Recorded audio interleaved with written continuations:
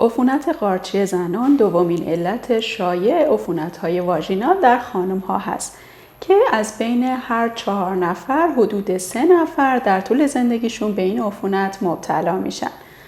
باید اینو بدونیم که این عفونت خیلی راحت قابل درمانه و حتی قابل پیشگیری هست. مهم اینه که ما اطلاعات علمی و درست و کافی در مورد این عفونت داشته باشیم و بتونیم ازش پیشگیری کنیم یا اینکه اگر اتفاق افتاد خیلی زود درمانش کنیم. من دکتر جهانی هستم و توی این ویدیو میخوام در مورد عفونت قارچی زنان، علائمش، اصلا علت به وجود اومدنش و راه‌های درمان و پیشگیریش صحبت بکنم. پس تا انتهای ویدیو با من همراه باشید. اول ببینیم علائم این عفونت چی هست که اگر اتفاق افتاد نسبت بهش آگاهی داشته باشیم. شایع‌ترین علامت عفونت قارچی زنان خارش هست که ممکنه در ناحیه واژینال یا نواحی ادراری وجود داشته باشه. علامت بعدی سوزش هست و همینطور قرمزی و التهاب روی پوست حتی و درد حین ادرار کردن یا حتی درد حین رابطه جنسی و در نهایت ممکنه ترشحات سفید رنگ ایجاد بکنه که از ترشحات رقیق تا ترشحات غلیظ و پنیری شکل ممکنه متغیر باشه. حالا ببینیم که اصلا چرا این عفونت ایجاد میشه. این عفونت توسط یک قارچ به نام کاندیدا آلبیکنز ایجاد میشه که این قارچ به طور طبیعی در سیستم تناسلی و در واژن وجود داره. اما به طور طبیعی یه تعادلی بین میزان این قارچ و باکتری های سالم اون قسمت واژن وجود داره که این باعث میشه عفونتزا نباشه. ما میدونیم که توی سیستم گوارشی، سیستم تناسلی، سیستم ادراری باکتری های مفیدی وجود دارن که اون محیط ها رو معمولاً اسیدی میکنن و از ایجاد عفونت توسط باکتری های ناسالم و حتی قارچ ها پیشگیری میکنن.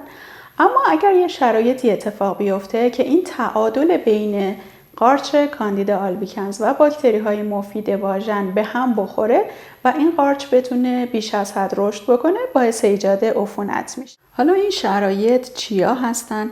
یکی از شایع ترین و قابل پیشگیری ترین این شرایط استفاده زیاد از آنتی بیوتیک هاست. وقتی که از آنتی بیوتیک ها به طور خودسرانه و بیش از حد استفاده بشه، آنتی بیوتیک منظور همون چرک خشکان ها هستن به اصطلاح عامیانه. این عامل باعث میشه که علاوه بر اون باکتری های بیماریزا، باکتری های مفید بدن ما هم از بین بره و در نتیجه شرایط برای رشد این قارچ ها و عوامل بیماریزا افزایش پیدا بکنه. یکی دیگه از شرایط وجود بیماری هایی هست که باعث تضعیف سیستم ایمنی میشه، مثل دیابت اگر که کنترل شده نباشه و قند بالایی وجود داشته باشه و بیماری های دیگه‌ای که باعث نقص سیستم ایمنی میشن مثل HIV. یکی دیگه از شرایط استروژن بالا هست، به خصوص در اشخاصی که از داروهای هورمونی حاوی استروژن بالا به صورت طولانی مدت استفاده میکنن و دیده شده که این عفونت در دوران پریودی، حالا به خاطر اون تغییرات pHی که توی واژن اتفاق میفته، ممکنه بیشتر دیده بشه. درمان عفونت قارچی واژن به 2 صورت خوراکی و موضعی قابل انجام هست. کانال من یک کانال پزشکیه که مطالب علمی آپلود میشه. اگر از این دست ویدیوها دوست دارین میتونین کانال رو سابسکرایب بکنین و اگر موضوعی هست که میخواین در موردش اطلاعات پزشکی داشته باشین میتونین توی کامنت برای من بنویسین تا در اسرع وقت در موردشون ویدیو درست کنم. بریم سراغ روش‌های درمانی عفونت قارچی واژن و همینطور روش‌های پیشگیریش که خیلی مهم هستن.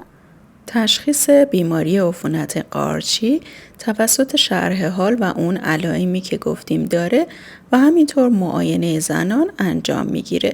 گاهی اوقات علاوه بر این موارد نیاز هست که از ترشحات ناحیه واژن اسمیر تهیه بشه و برای کشت فرستاده بشه که در این صورت اسپورهای قارچ در محیط کشت رشد میکنن و تشخیص قطعی میشه.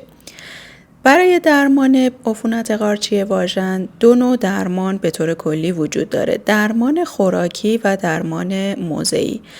برای درمان خوراکی معمولاً از کپسول فلوکنازول استفاده میشه با دوز 150 که ممکنه به صورت تک دوز یا به صورت 3 دوز با فاصله هر 72 ساعت تجویز بشه.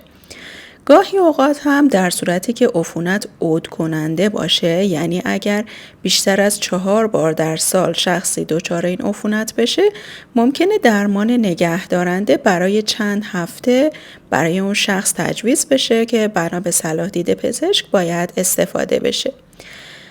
مورد بعدی درمان موضعی هست که با استفاده از کرم‌های واژینال و شیاف‌های واژینال کلوتریمازول انجام میشه.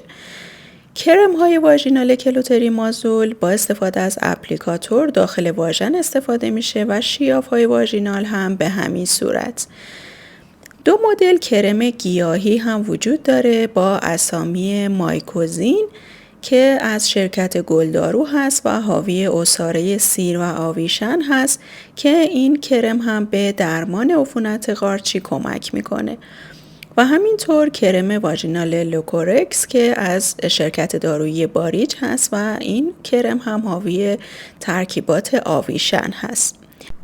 این کرم های گیاهی صرفاً به درمان بیماری کمک میکنن و به تنهایی قادر به درمان عفونت قارچی نیستن و باید طبق نظر پزشک استفاده بشن. نحوه استفاده از پمادهای واژینال به این صورت هست که در ابتدا دست‌ها باید شسته بشه، اپلیکاتور از پماد پر بشه، به صورت درازکش و جمع شدن زانوها در شکم این حالت رو بگیرید و با استفاده از اپلیکاتور اون پماد رو داخل واژن تخلیه بکنید و بعد هم دست‌ها و اپلیکاتور رو با آب و صابون بشورید. به این صورت میتونید از پمادهای واژینال استفاده بکنید. خب در مورد درمان عفونت واژینال صحبت کردیم، حالا بریم سراغ پیشگیری که خیلی مهمتر از درمان هست. عفونت واژینال به راحتی قابل پیشگیری هست چون مواردی که باعث ایجادش میشن قابل پیشگیری هستن. یکی از مهمترین موارد حفظ تعادل طبیعی باکتری های سالم در واژن هست که گفتیم در قسمت های مختلفی از بدن ما باکتری های مفید وجود داره به اسم مایکوباکتریوم ها که اینها باکتری های سالم هستن و باید تعادلشون با باکتری های مضر حفظ بشه تا اون باکتری های مضر یا عفونت های قارچی عود نکنن و ایجاد بیماری نکنن. برای حفظ تعادل باکتری های مفید کارهایی که میشه انجام داد استفاده از پروبیوتیک ها هست که در سبزیجات وجود داره، به خصوص کلم های ترش و همینطور استفاده از کپسول های پروبیوتیک موجود در داروخانه ها و لبنیاتی که با پروبیوتیک غنی شده هستند. و همینطور عدم مصرف خودسرانه آنتی بیوتیک که باعث از بین رفتن این باکتری های سالم میشه. و همینطور اجتناب از دوش و شوینده های واژینال که اینها هم میتونن باکتری های سالم رو از بین ببرن.